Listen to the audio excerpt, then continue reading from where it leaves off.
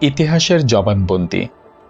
আজ জানবেন বাংলাদেশের ইতিহাসের একটি গুরুত্বপূর্ণ বই, অরক্ষিত স্বাধীনতাই পরাধীনতার প্রথম পর্ব।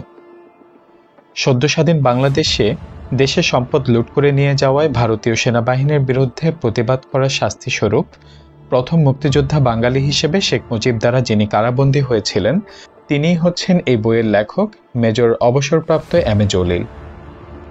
পাকিস্তান থেকে পালিয়ে আসা এই বাঙালি সেনা অফিসার মুক্তিযুদ্ধে সাহসী ভূমিকা রাখলেও পরবর্তীতে শেখ মুজিবুর রহমানের দেশ পরিচালনা নীতি আর ভারতের নগ্ন হস্তক্ষেপে দেশের স্বাধীনতা একটি ভুল সিদ্ধান্ত ছিল তা তিনি মনে করতেন। অরক্ষিত স্বাধীনতাই পরাধীনতা বইটি পাঠ করছি আমি Mahmudul Hasan.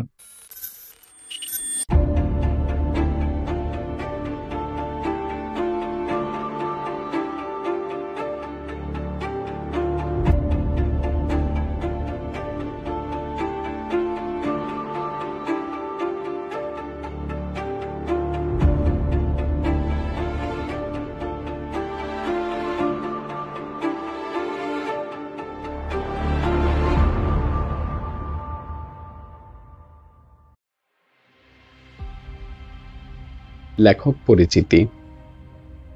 Major M A Jalil এদেশের একজন সাহসী মানুষের নাম।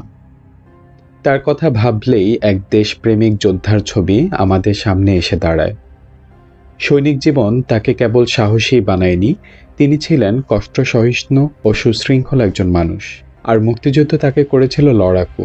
সুদীর্ঘ ১৩ বছর জাসদের প্রতিষ্ঠাতা সভাপতি হিসেবে জীবনের ঝুঁকি নিয়ে একটি লক্ষ্যকে নিয়ে তিনি কাজ করেছেন। আমৃত্যু সংগ্রামী জীবন তাকে করেছিল প্রতিবাদী, জালিম শোষক ও লুটেরা শাসনের বিরুদ্ধে আপোষহীন। অবশেষে চিন্তার পরিবর্তন ও ইসলামের মূলধারায় প্রত্যাবর্তন তার মধ্যে পূর্ণতা এনেছিল। এ প্রসঙ্গে মেজর জলিল নিজেই বলেছেন, মানুষের অন্তরের অন্তঃস্থলে রয়েছে সত্য এবং মুক্তি অনুসন্ধানের আজন্ম পিপাসা। আমি সেই পিপাসায় কাতর হয়েই জাসদ থেকে সরে দাঁড়াতে বাধ্য হয়েছি। এটা আমার অক্ষমতা বলে বিবেচিত হতে পারে, তবে আমি আমার অক্ষমতার জন্য মোটেই বিব্রত নই। আমার জীবনের লক্ষ্য আজ স্থির। আমার লক্ষ্য অর্জনে আমি অটল। অন্যায়ের কাছে মাথা নত করা আমার স্বভাব নয়। এটাই একজন মুসলমানের প্রকৃত সিফাত। এই অকুতোভয় দেশপ্রেমিক এবং নিজেকে মুসলমান হিসেবে ঘোষণা দেয়ায় সাহসী মানুষটির জীবনের বিভিন্ন বাঁক সম্পর্কে জানার কৌতূহল সবার। বিশেষ করে তরুণদের কাছে মেজর জলিল এক বিস্ময়কর চরিত্রের নাম। আমরা এখানে মেজর জলিলের জীবন প্রবাহের একটি সংক্ষিপ্ত পরিচিতি তুলে ধরলাম। ১৯৪২ সালের ৯ ফেব্রুয়ারি বরিশাল জেলার উজিরপুর থানা সদরে মামার বাড়িতে মেজর জলিলের জন্ম। পিতা জনাব আলী মিয়া, মাতা রাবিয়া খাতুন। তার জন্মের ৩ মাস আগেই পিতা আলী মিয়া মারা যান। এতিম হয়ে মেজর জলিল জন্ম নেন। জন্মের শুরু থেকে তিনি জীবনের কঠোরতার মুখোমুখি হন। মায়ের স্নেহ ভালোবাসাই ছিল তার জীবন চলার পথের একমাত্র পাথেয়। ১৯৬০ সালে major Jalil Ujirpur WB institution থেকে কৃতিত্বের সাথে ম্যাট্রিক পাশ করেন। স্কুল জীবনেই তিনি নিজেকে লেখালেখির সঙ্গে জড়িয়ে ফেলেছিলেন। ওই সময় তিনি পথের কাঙ্গাল ও রীতি নামে ২টি উপন্যাস লেখেন। দুর্ভাগ্যজনক হলো পরে উপন্যাসের পাণ্ডুলিপি দুটি হারিয়ে যায়। ১৯৬১ সালে জলিল ইয়াং ক্যাডেটে ভর্তি হন। রাওয়ালপিন্ডির মারিতে তিনি শিক্ষা গ্রহণ করেন। ১৯৬৩ সালে ইন্টারমিডিয়েট পাশ করে পাকিস্তানের কাবুলে সামরিক একাডেমিতে প্রশিক্ষণ নেন। ১৯৬৫ সালের সেপ্টেম্বর মাসে তিনি কমিশন লাভ করেন এবং পাকিস্তান সেনাবাহিনীর ট্যাঙ্ক বাহিনীতে যোগ দেন। ওই বছর ভারত পাকিস্তান যুদ্ধে ১২ নং বেঙ্গল রেজিমেন্ট অফিসার হিসেবে সক্রিয় অংশগ্রহণ করেন। ১৯৬৬ সালে মেজর জলিল পাকিস্তান সামরিক একাডেমি থেকে গ্র্যাজুয়েশন লাভ করেন। পরবর্তীতে তিনি মুলতান থেকে ইতিহাসে এমএ ডিগ্রি নেন। একটি বিষয় লক্ষণীয় যে পড়াশোনার প্রতি তার একটা বিশেষ আকর্ষণ ছিল। সামরিক বাহিনীর লোকজনের মধ্যে সাধারণত এমনটি খুব কমই দেখা যায়। অসুস্থ মাকে দেখতে ১ মাসের ছুটি নিয়ে ১৯৭১ সালের ১০ ফেব্রুয়ারি তিনি দেশে আসেন। কিন্তু এ সময় তৎকালীন পাকিস্তানের রাজনীতিতে একটা টলটলায়মান অবস্থা বিরাজ করছিল। ছুটির মেয়াদ শেষ হয়ে যাওয়ার পরেও তিনি তৎকালীন পশ্চিম পাকিস্তানে যাওয়া থেকে বিরত থাকেন। অত্যন্ত রাজনৈতিক সচেতন এই মানুষটি রাজনীতির শেষ অবস্থাটার শেষ দেখার অপেক্ষায় থাকেন।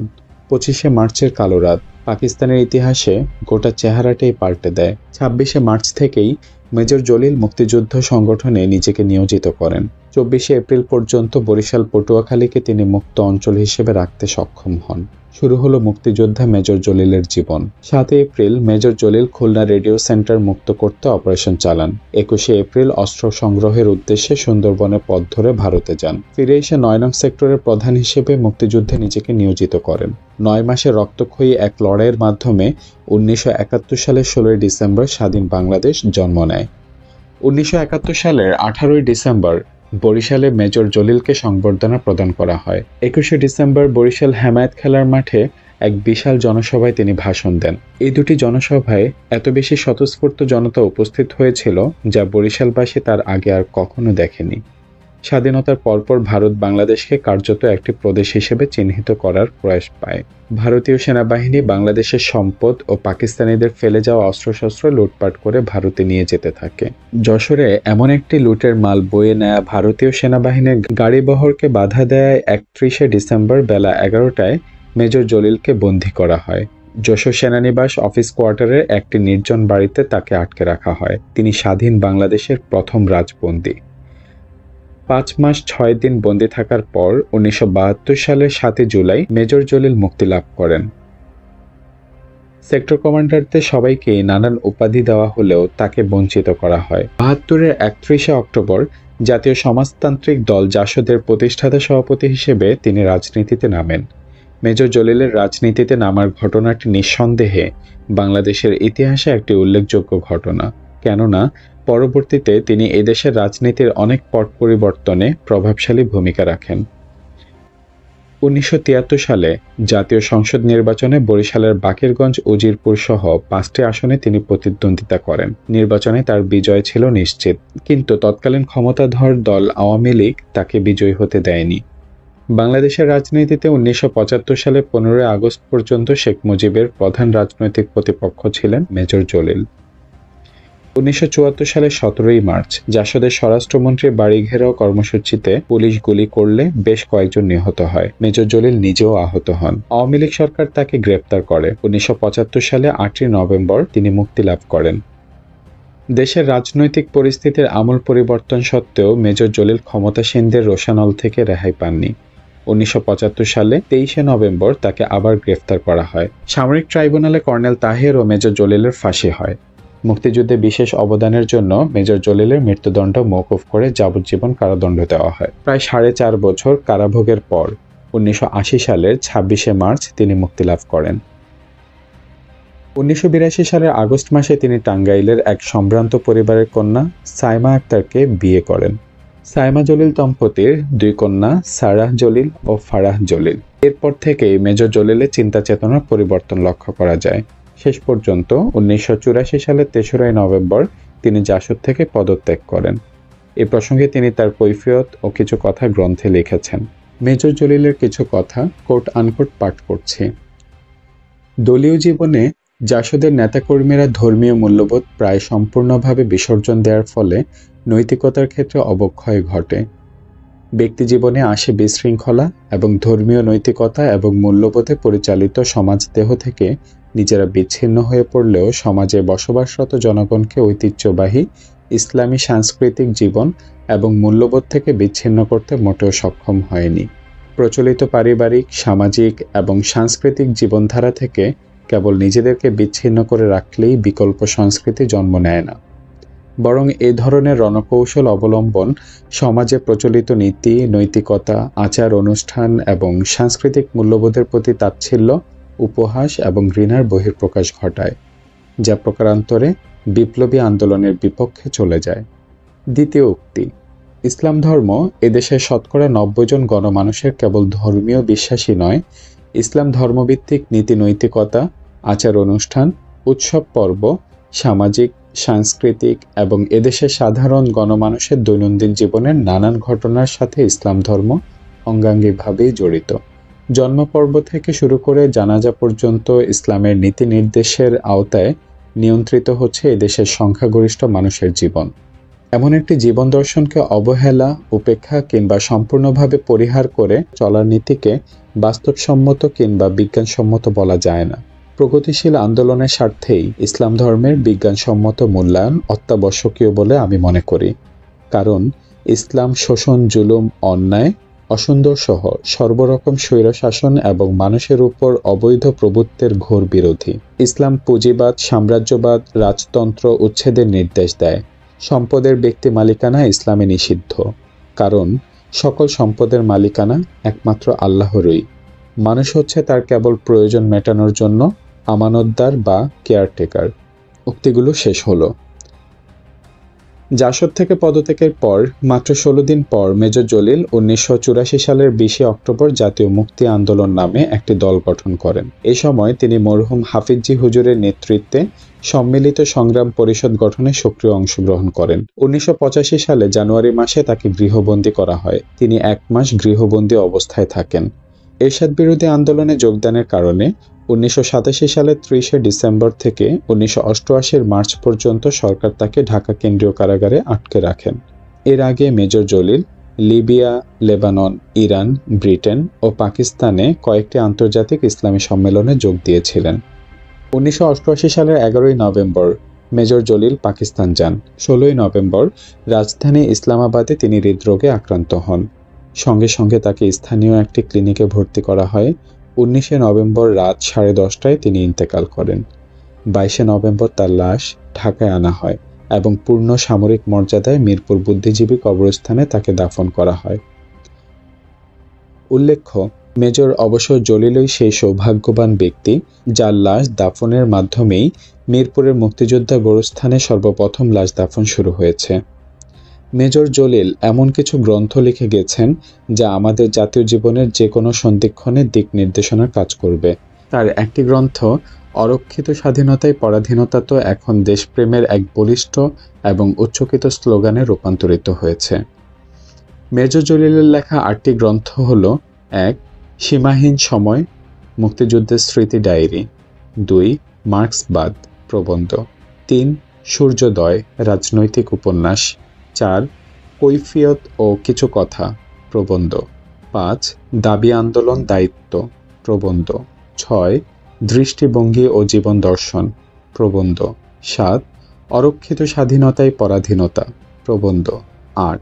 এ সার্চ ফর আইডেন্টিটি, এসেস। মৃত্যুর সময় মেজর অবসর এম এ জলিল তার মাতা, স্ত্রী ও 2টি কন্যা সন্তান রেখে গেছেন। ভূমিকা। শতাব্দী থেকে শতাব্দী বাংলাদেশের এই ভূখণ্ডে বিভিন্ন ধর্মাবলম্বী মানুষ তাদের স্ব স্ব ধর্ম, কর্ম, সংস্কৃতি, আচার অনুষ্ঠান সহ মোটামুটি শান্তিপূর্ণভাবে সহাবস্থান করে এসেছে। এই সহাবস্থানমূলক বসবাসের মাধ্যমে এদেশের মানুষ গড়ে তুলেছে সমৃদ্ধশালী ঐতিহ্য। তবে যুগে যুগে এই ভূখণ্ডের জনগণ বিদেশি শাসক শোষকদের হাতে শোষিত, নিপীড়িত এবং লুণ্ঠিত হয়েছে। ব্রিটিশ শাসক শোষকদের সুদীর্ঘ 200 বছরের শোষণ এখনো অনেকের স্মৃতিতে দুঃস্বপ্নের মতোই জেগে আছে। একইভাবে হিন্দু ব্রাহ্মণবাদ এবং জালেম জমিদারি প্রথার মাধ্যমেও নিষ্পেষিত হয়েছে এই ভূখণ্ডের শান্তিপ্রিয় জনগণ। সর্বশেষে ভারত বিভক্তি এবং তারই ফলশ্রুতিতে মুসলিম সংখ্যাগরিষ্ঠের ভিত্তিতে পাকিস্তান অর্জন। ব্রিটিশ রচিত ঔপনিবেশিক আমলাতান্ত্রিক রাষ্ট্রীয় কাঠামো বহাল রেখে পাকিস্তানের অতি পুঁজিবাদী গোষ্ঠী, বিশেষ করে সামরিক এবং বেসামরিক আমলা গোষ্ঠী, এই অঞ্চলের জনগণের উপর বিমাতাসুলভ আচরণ এবং শোষণ প্রক্রিয়া অব্যাহত রাখে, যার ফলে এই অঞ্চল থেকে যায় অনগ্রসর, অবহেলিত এবং নিগৃহীত জনগণের অভাব, অনটন, হতাশা ও বিক্ষোভ ক্রমশই পুঞ্জীভূত হতে থাকে এবং ধীরে ধীরে ধূমায়িত হতে হতে 1971 সনে একটি প্রবল আগ্নেয়গিরির মতোই উদগীরণ ঘটে। এই উদগীরণই পরবর্তীতে স্বাধীনতা সংগ্রামে রূপ নেয়। 1971 সালে স্বাধীনতা সংগ্রাম হচ্ছে বাঙালি জাতির ধারাবাহিক মুক্তি আন্দোলনেরই একটি স্বতঃস্ফূর্ত এবং সক্রিয় রূপ। যুগ যুগ ধরে বাঙালি জাতি দেশি বিদেশি শাসক শোষকদের বিরুদ্ধে নিরবিচ্ছিন্নভাবে লড়াই করে এসেছে। কখনো করেছে সংঘবদ্ধভাবে, কখনো বা বিচ্ছিন্নভাবে। কিন্তু এই জাতির বিকাশের ইতিহাসে কোনো কালেই সংগ্রামী জনগণ একেবারে নিস্তব্ধ হয়ে যায়নি। নিরবিচ্ছিন্ন লড়াইয়ের মধ্যে লালিত মুক্তিপাগল বাঙালি জাতি সর্বযুগেই শোষকদের কবর রচনা করে এসেছে এবং আন্দোলনের ধারা রেখেছে অব্যাহত। 1971 সনে সমস্ত গণ অভ্যুত্থান ছিল একটি যুগান্তকারী গৌরবময় অধ্যায়। এ অধ্যায়ে রচনা করতে অসীম ত্যাগ তিতিক্ষার শিকার হতে হয়েছে জাতিকে। প্রাণ দিয়েছে লক্ষ লক্ষ দামাল সন্তান, তাজা রক্ত ঝরেছে অঢেল, ইজ্জত নষ্ট হয়েছে অগণিত মা বোনের। স্বপ্ন ছিল স্বাধীনতা মুক্তি। দেশ শত্রুমুক্ত হলে এদেশে কায়েম হবে একটি শোষণহীন সমাজ ব্যবস্থা। খাদ্যে বস্ত্রে দেশ হবে স্বয়ংসম্পূর্ণ। কৃষি শিল্প ব্যবসা বাণিজ্যের সুষ্ঠু বিকাশ ঘটবে। গড়ে উঠবে স্বাধীন জাতির পুঁজি। মানুষের মান সম্মান এবং জানমালের থাকবে নিশ্চিত নিরাপত্তা। দেশে প্রতিষ্ঠা লাভ করবে আইনের শাসন। মর্যাদার দিক থেকে সকল জনগণই হবে মর্যাদার অধিকারী, কর্তব্য এবং দায়িত্ববোধ সম্পন্ন। বাঙালি জাতি বিশ্বের মানচিত্রে ঠাঁই লাভ করবে একটি সুখী, স্বাধীন, সমৃদ্ধ, সার্বভৌম জাতি হিসেবে। এসবই তো ছিল সকলের আন্তরিক কামনা বাসনা। কিন্তু স্বাধীনতা হাতের মুঠোয় পেয়েও যেন আমরা ঠিক পেলাম না। আনুষ্ঠানিক স্বাধীনতা লাভের প্রায় 17 বছর পরেও আমাদের কোনো অভাব তো দূর হলোই না, বরং যতদিন যাচ্ছে ততই যেন জাতি হিসেবে আমরা মর্যাদাহীন হয়ে পড়ছি, নিস্তেজ হয়ে পড়ছি। বুক ভরা আশা, স্বপ্ন আজ রূপান্তরিত হয়েছে গ্লানি আর হতাশায়। সম্মান, জাতীয়তাবোধ, মর্যাদাবোধ, সামাজিক ও মানবিক মূল্যবোধ এই সব কিছুই যেন বিধ্বস্ত। এক কথায় বিবেক আজ বিভ্রান্ত। সুবিধাবাদ এবং অযোগ্যতার মহড়ায় গোটা জাতি আজ নীরব, নিশ্চল, অসহায় জিম্মি। আমাদের স্বাধীনতা যেন দেশের সম্পদ বেপরোয়া লুণ্ঠনেরই উন্মুক্ততা। আজ বিদেশিরা নয়, আমরাই যেন আমাদের শত্রু। যে জাতির ললাট একদিন স্বাধীনতার লাল সূর্যে ঝিলমিলিয়ে উঠেছিল, সেই উদ্দীপ্ত ললাটই আজ কালিমার আবরণে অন্তরীণ এবং অভিশপ্ত। এই অবাঞ্ছিত অবস্থার জন্য কে বা কারা দায়ী? আজ সকলের বিরুদ্ধেই সকলের একঘেয়ে অভিযোগ। বিগত 17 বছরে যারাই শাসন ক্ষমতায় অধিষ্ঠিত হয়েছে, তারাই দেশ জাতিকে নিজেদের পৈতৃক সম্পত্তি হিসেবে গণ্য করেছে। দেশ ও জাতিকে নিজেদের ব্যক্তিগত, গোষ্ঠীগত জমিদারি হিসেবে ব্যবহার করার ধৃষ্টতা দেখিয়েছে। এ ব্যাপারে একটি বিশেষ রাজনৈতিক দলের তো জুড়িই নেই। তবে কেউ যেন কারো চেয়ে কম নয়। লুণ্ঠন আর দুর্নীতির নির্লজ্জ প্রতিযোগিতার মহড়াই চলেছে কেবল। ক্ষমতাসীন এবং ক্ষমতাচ্যুত শাসক মহলসমূহের অভিযোগ এবং পাল্টা অভিযোগের নাটক অনুষ্ঠানের মধ্য দিয়ে দেশবাসীর কাছে আজ অপরাধী এবং আসামিদের চেহারা অত্যন্ত পরিষ্কার। দেশের 10 কোটি মানুষ অপরাধী কিংবা আসামি নয়। সশস্ত্র যুদ্ধের মধ্য দিয়ে জন্ম নেওয়া একটি জাতি কখনোই আসামি হতে পারে না। আমাদের জনগণ জ্ঞানী, গুণী এবং সাহসী। তবে দোষ ত্রুটি যে আমাদের মধ্যে মোটেও নেই তাও নয়। জাতিগতভাবে আমাদের দোষ ত্রুটির খতিয়ান নেওয়ার সময়ও আজ দ্বারপ্রান্তে। বিগত 17 বছরে বেশ কয়েকটি সরকার দেশ পরিচালনা করার দায়িত্ব নিয়েছে। কেউ নিয়েছে নির্বাচনের মাধ্যমে, আর কেউ বা নিয়েছে বন্দুকের মাধ্যমে। কারচুপিমূলক নির্বাচন আর ষড়যন্ত্রমূলক বন্দুকের নলের মাধ্যমে অধিষ্ঠিত ক্ষমতাসীন গোষ্ঠীর কেউই এদেশের জনগণের আশা আকাঙ্ক্ষার প্রতিফলন ঘটাতে সক্ষম হয়নি। মুখে মুক্তিযুদ্ধের চেতনা তুলে ধরার শপথ নিলেও স্বাধীনতার উষালগ্ন থেকে অদ্যাবধি প্রত্যেকটি সরকারই কার্যত মুক্তিযুদ্ধের চেতনা নির্মূল করার লক্ষ্যেই বিভিন্ন ষড়যন্ত্রমূলক পদক্ষেপ নিয়েছে। সশস্ত্র যুদ্ধের মধ্য দিয়ে দুর্দণ্ড প্রতাপ নিয়ে জেগে ওঠা বাঙালি জাতির জাগ্রত বিবেক এবং শক্তিকে ভীতির চোখে দেখেছে, প্রীতির চোখে নয়। বিদেশি প্রভুরাও দেখেছে একই চোখে। শোষণ জুলুমের বিরুদ্ধে আপোষবিহীন সংগ্রাম পরিচালনা করার অগ্নিশপথপুষ্ট চেতনার নামই মুক্তিযুদ্ধের চেতনা। তাই মুক্তিযোদ্ধাদের মধ্যে বিতরণ করা কিছু জমি, বাড়ি, টাকা পয়সা, তাদের কিছু পদোন্নতি, গড়ে তোলা লাল ইটের কিছু স্তম্ভ, ব্যাস মুক্তিযোদ্ধাদের চেতনা রক্ষাকারীদের জীবন ধন্য। এভাবে চলছে মুক্তিযুদ্ধের তথাকথিত চেতনা লালনকারীদের নাটক। এ জাতির উজ্জ্বল সম্ভাবনাময় ভবিষ্যৎকে ব্যক্তি, দলীয় এবং গোষ্ঠী স্বার্থে অতি নির্দয়ভাবে ঠেলে দিয়েছে বিলাসের পথে, ধ্বংসের পথে। গণমানুষের মৌলিক চাহিদা অন্ন, বস্ত্র, শিক্ষা, চিকিৎসা এবং বাসস্থান এই সবের কোনো বিহিত না করেই শাসক গোষ্ঠীসমূহ আত্মমগ্ন রয়েছে নিজস্ব ভোগবিলাসে। অন্নহীনের হাহাকার, বস্ত্রহীনের সলজ্জ চিৎকার, রুগ্নের আর্তনাদ, গৃহহীনের ফরিয়াদ এবং নিরক্ষরদের হাহুতাশ কোনো সরকারের কর্ণগোচর হয়নি, আজও হচ্ছে না। অথচ অবৈধ সম্পদের পাহাড় গড়ে উঠেছে শাসক এবং তাদের দোসরকুলের। তাদের মিথ্যাচার এবং প্রতারণা জাতিকে ভীতিজনকভাবে করেছে কলুষিত। বিচারের নামে প্রহসন ন্যায় নীতির কাঠামোকে ধসে দিয়েছে। এসব কিছুর ফলেই ৭১-এর স্বাধীনতা আন্দোলনের প্রাণকেন্দ্র মরহুম জনাব শেখ মুজিবুর রহমান এবং স্বাধীনতার ঘোষক বলে পরিচিত জনাব জিয়াউর রহমান উভয় রাষ্ট্রপ্রধানই অস্বাভাবিক পরিণতির শিকার হয়েছেন। তাদের যোগ্যতা অযোগ্যতার প্রশ্ন না টেনে এ সত্যটি আজ নির্দ্বিধায় আমাদের ভবিষ্যৎ বংশধরকে জানিয়ে দেওয়া প্রয়োজন যে দেশ ও জনগণের স্বার্থে রাষ্ট্র পরিচালনায় ব্যর্থতাই উভয় নেতার অস্বাভাবিক তিরোধানের অন্যতম কারণ। তবে তাদের হত্যার বিচারের দাবিও উঠেছে, কিন্তু কে করবে আজ কার বিচার? এদেশে আজও তো কায়েম হয়নি বিচারের শাসন। তাই কে বা কারা রাষ্ট্রপ্রধান দ্বয়কে খুন করেছে এবং এ খুনের বিচার হলো কি হলো না, এ প্রশ্নটি অমীমাংসিতই থেকে যাবে যতদিন না এদেশে আইনের শাসন কায়েম হয়। কিন্তু খুনের বিচার চাই, রক্তের প্রতিশোধ চাই। এই দৃষ্টিভঙ্গি নিয়ে যে ধাঁচের রাজনীতি জন্ম দেয়া হচ্ছে, সে রাজনীতি পারবে কি সমস্যা জর্জরিত দেশের 10 কোটি মানুষের মৌলিক সমস্যার সমাধান দিতে? শাসক, শোষক এবং রাজনীতির প্রতি জনগণ আজ চায় তাদের মৌলিক সমস্যার সমাধান।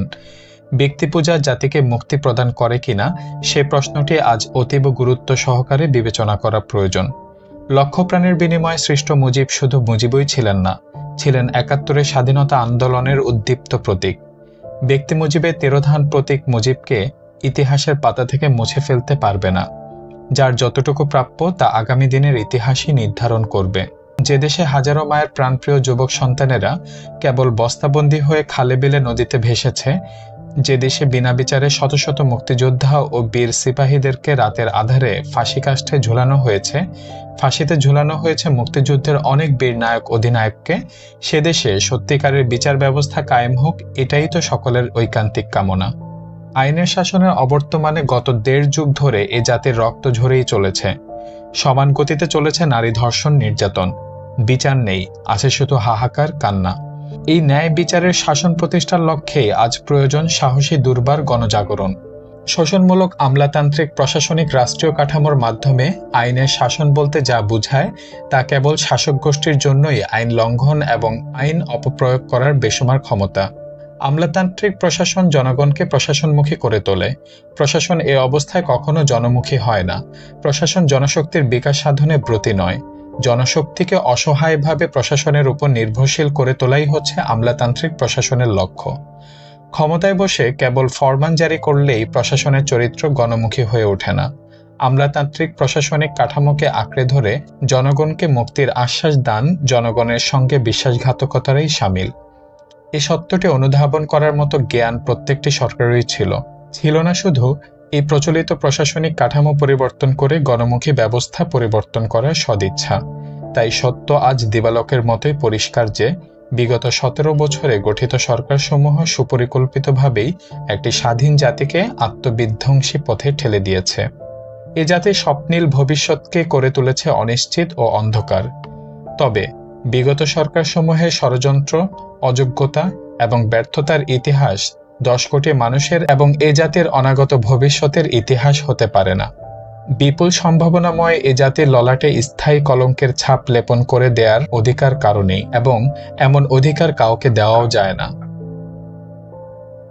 স্বাধীনতাত্তর শাসকদের ব্যর্থতার পাশাপাশি এসে যায় বিভিন্ন রাজনৈতিক সংগঠনের দুঃখজনক বিভক্তি, সুবিধাবাদ, সংকীর্ণতা এবং ষড়যন্ত্রের লজ্জাজনক অধ্যায়। বিভিন্ন মতবাদের বলিতে আবদ্ধ দেশের রাজনৈতিক সংগঠনসমূহ সার্বক্ষণিক জনগণের মধ্যে বিচরণ করলেও কার্যত কোনো সংগঠনই ক্ষুদ্র ক্ষুদ্র দলীয় স্বার্থের ঊর্ধ্বে নয় বিধায় দেশ ও জাতিকে যুগোপযোগী দিক নির্দেশনার ব্যর্থতায় পরিচয় দিয়েছে। প্রচলিত রাজনীতি বলি সর্বস্ব হয়ে দাঁড়িয়েছে। এই ব্যর্থতা থেকে কোনো সংগঠনই মুক্ত নয়। পুনঃ সামরিক শাসন প্রবর্তনের ফলে আমলাতান্ত্রিক প্রশাসনিক কাঠামো নতুন জীবন লাভ করেছে। অপরদিকে রাজনৈতিক সংগঠনসমূহ যেমন পড়েছে বিপাকে, তেমনি শিকার হয়েছে বিভিন্ন প্রলোভনের। ব্যক্তিস্বার্থ হাসিল করতে গিয়ে বহু সংখ্যক নেতা ও কর্মী হারিয়েছে রাজনৈতিক চরিত্র। জনসেবা ও প্রচলিত আমলাতান্ত্রিক প্রশাসনিক কাঠামো পরিবর্তনের শপথে অঙ্গীকারবদ্ধ হয়েও কার্যত তারা প্রচলিত কাঠামোর আওতায় বন্দী হয়ে পড়েছে। ধারাবাহিক আত্মনিবেদিত রাজনৈতিক সংগ্রামের মধ্য দিয়ে সার্বিক মুক্তির প্রশ্নটি জনগণের কাছে আজ অত্যন্ত দুরূহ ব্যাপার বলে প্রতীয়মান হচ্ছে।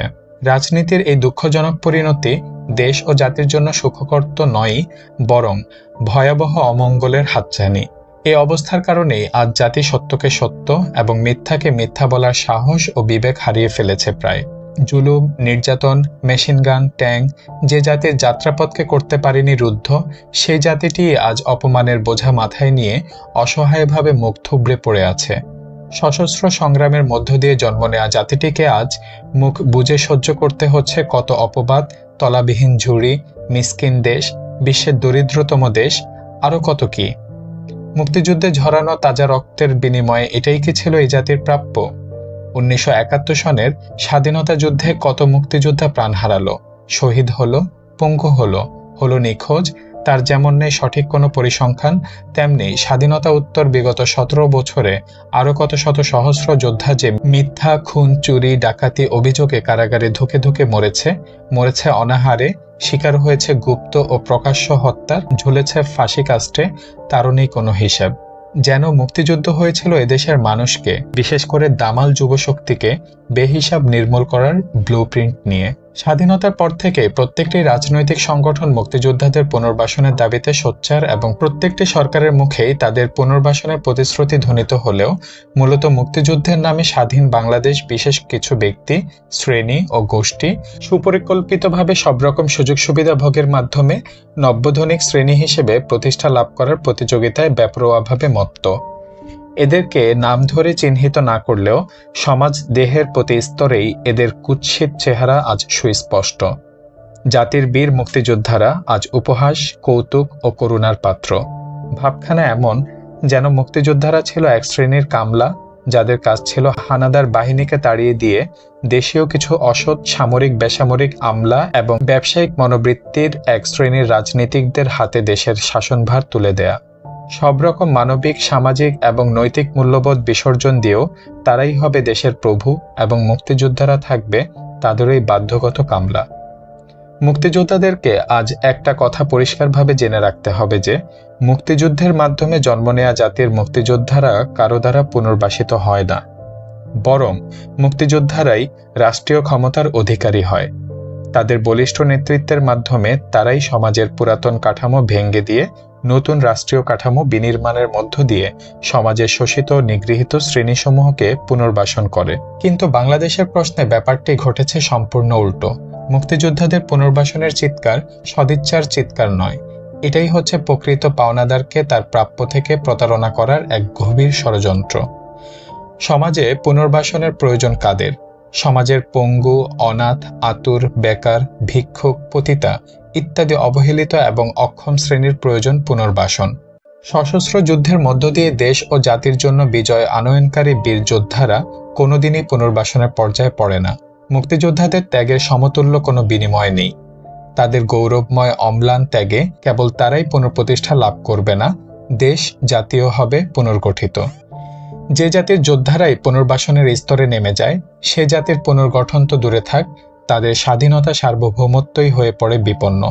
জাতির বীর যোদ্ধারাই যদি হয়ে পড়ে করুণার পাত্র, করে ভিক্ষাবৃত্তি অবলম্বন, সে জাতির সাধারণ জনগণের ভোগান্তি আর দুর্দশার যে কোনো সীমাই থাকে না। তা আজ আমাদের আর্থসামাজিক অবস্থা প্রত্যক্ষ করলেই স্পষ্ট অনুধাবন করা যায়। অথচ এই ৭১-এর মুক্তিযুদ্ধে বাঙালি সত্তাকে বিশ্ববাসীর দরবারে নতুন আঙ্গিকে সুপরিচিত করেছে। ভেতো এবং ভীত হিসেবে পরিচিত বাঙালি অতীতের সকল অপবাদ ঝেড়ে মুছে ফেলে একটি সক্ষম যোদ্ধা জাতি হিসেবে পরিচিতি লাভ করেছে। রক্তক্ষয়ী বীরত্বপূর্ণ মুক্তিযুদ্ধের মাধ্যমে দেশ ও জাতি এই গৌরবময় আসন অধিকার করেছে। এই গৌরবের অংশীদার সমগ্র জাতি। এই গৌরব কোনো বিশেষ ব্যক্তি, গোষ্ঠী কিংবা কোনো দল বিশেষের নয়। এমন একটি ঐতিহ্যময় গৌরবকে যখন কোনো বিশেষ ব্যক্তি, গোষ্ঠী কিংবা কোনো রাজনৈতিক দল কিংবা মুক্তিযুদ্ধে সহকারী কোনো দেশ বা জাতি নিজের একক কৃতিত্বের দাবিদার হয়, তখনই আমাদের মহান মুক্তিযুদ্ধে কেবল বিতর্কিত হয়ে ওঠে না, জনমনেও মুক্তিযুদ্ধ সম্পর্কে জন্ম নেয় নানারূপ সংশয় এবং সন্দেহ। মূলত বাস্তবে ঘটেছেও তাই। মুক্তিযুদ্ধ উত্তরকালে তদানীন্তন শাসক গোষ্ঠীর প্রতারণা, নিপীড়ন এবং শোষণমুখী শাসন, মুক্তিযুদ্ধে সাহায্যকারী বলে কথিত প্রতিবেশী ভারতীয় শাসক গোষ্ঠীর বাংলাদেশের জনগণের প্রতি বিগ ব্রাদার সুলভ আধিপত্যবাদী আচরণ মুক্তিযুদ্ধের গৌরবকে কেবল ম্লানই করেনি, করেছে বিকৃত এবং কলঙ্কিত। মুক্তিযুদ্ধের ৯ নং সেক্টরে সাবেক কমান্ডার হিসেবে বিগত ১৭ বছর আমাকে প্রত্যক্ষ করতে হয়েছে অসংখ্য মুক্তিযোদ্ধার অকাল মৃত্যু, গুম ও খুন। নির্মূল ও বিরান হয়ে গেছে তাদের সাজানো পাতানো সংসার। স্বাধীনতা অর্জনের দাবিদার আওয়ামী লীগ এবং স্বাধীনতার ঘোষক বলে কথিত জিয়া সরকার আমলেই সর্বাধিক ক্ষতিগ্রস্ত হয়েছে মুক্তিযোদ্ধারা। মুক্তিযোদ্ধাদের হাতে মুক্তিযোদ্ধারা হয়েছে নাজেহাল, মুক্তিযুদ্ধের পরে মুক্তিযোদ্ধারাই হয়েছে মুক্তিযোদ্ধাদের চরম শত্রু। মুক্তিযুদ্ধের চেতনা যদি একই হয়ে থাকে, তাহলে এই দুঃখ ও লজ্জাজনক বিভক্তি, শত্রুতা এবং নিধন প্রক্রিয়া কেন? তাহলে এই মুক্তিযুদ্ধের পেছনে আসল রহস্যটা কি? প্রাণপ্রিয় মুক্তিযোদ্ধা ভাই বোনেরা ও শ্রদ্ধেয় দেশবাসী, আসুন না একটু তলিয়ে দেখি।